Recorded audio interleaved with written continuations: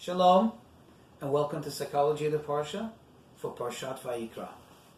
In this Parsha, we learn about all the various types of sacrifices, aka offerings, that bring a person closer to Hashem.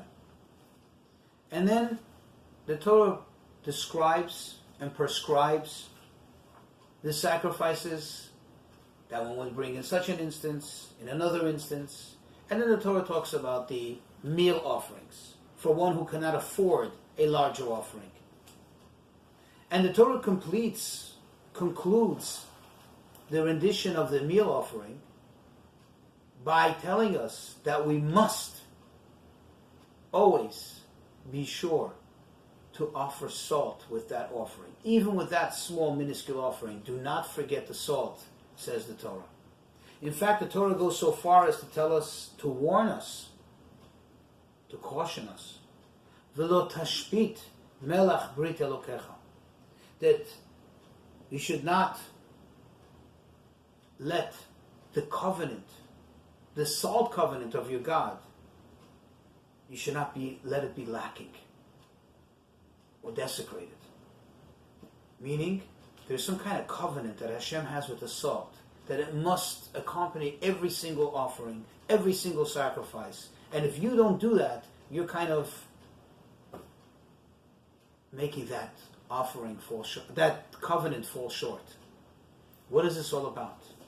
Well, the Midrash tells us that when God created the world, if you look at the beginning of the book of Genesis, the book of Brashevitzky, you'll see that the first day it says He created light. He said, let there be light. On the second day, it says He separated the waters. The entire world was full of water. Almost similar to when a baby is born. Everything began in water. Our source, the source of everything is water. But in any case, He separated the waters. And He put some of the waters up above and some down below. Some places they're exposed. Some places there's dry land, but it's down here below. In fact, just interesting that in Hebrew, in biblical Hebrew, the sky is called the Shamayim. If you take the word Shamayim, it really comprises of two words. Sham, which means there, Mayim, water. Sham, Mayim, Shamayim. Okay? The heavens are made out of congealed water. So the Medrash tells us that when this happened, the lower waters, quote unquote, Mayim Tachtonim, Bochim, the lower waters were crying. And they were upset. And they said to Hashem, we too want to be before the king. We want to be close to the king. Of course, Hashem's presence is in the entire world. But the spiritual worlds are up there. Right? Whenever we think of God, or we think of the higher, loftier spiritual realm, we always point upwards. We look upwards. And they said, we want to be closer to Hashem. And Hashem made a covenant with them. And Hashem said, yes, every time there will be an offering in the Holy Temple, it will include salt. Salt really is water. It's water-based. It comes from water. Specifically, the sun burns the water and they turn into crystals and become salt. Thus, if we don't offer the salt, then we're desecrating God's promise, God's covenant with the water. Because when they offered something in the Holy Temple, it literally went up to Hashem. Physically, you can see it by the smoke rising up straight to the heavens. And of course, spiritually, you know that it was all elevated to Hashem. So here it was in an active, actual form that they saw it, the water being offered to Hashem. Now, the topic of today's conversation is that I shared this insight with one of the many people I study with, and one person today asked me the following question. He says, really? They were jealous? Isn't it wrong to be jealous? Isn't it wrong to be envious? And that got me thinking. Because if you think about it, the very last of the Ten Commandments, which the last in a certain sense is the finishing point, is the main point, the bottom line, is you should not covet what your neighbor has. Typically, we translate that to mean you shouldn't be jealous, you shouldn't be envious. So it's wrong to be jealous or envious, correct? Furthermore, or perhaps something that would make us a little confused, the Talmud tells us, kinat sofrim, which means literally the jealousy of scholars is actually a positive thing. Tarbeh chokhmah, it increases wisdom. The fact that there's competition and one wants to be smarter, and one wants to do more, and one wants to see what the other can do and tries to achieve the same, that is great for the world.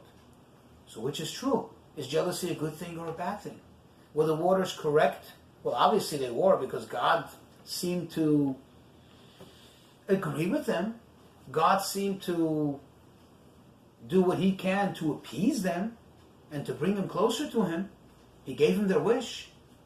So when is jealousy a good thing? When is it not a good thing? We don't have to go too far. Stick with the 6 days of creation. We know that the sun and the moon were both created equally. The Midrash tells us that the moon came to complain and say, hey, why do we need two equally great or equal-sized luminaries? And Hashem said, good point. You're going to be smaller. You're going to be dependent on the sun. Here, when the salt came to complain, it cried, complained, Hashem was pleased with it. In fact, Hashem made a covenant. He made another mitzvah in the Torah because of it.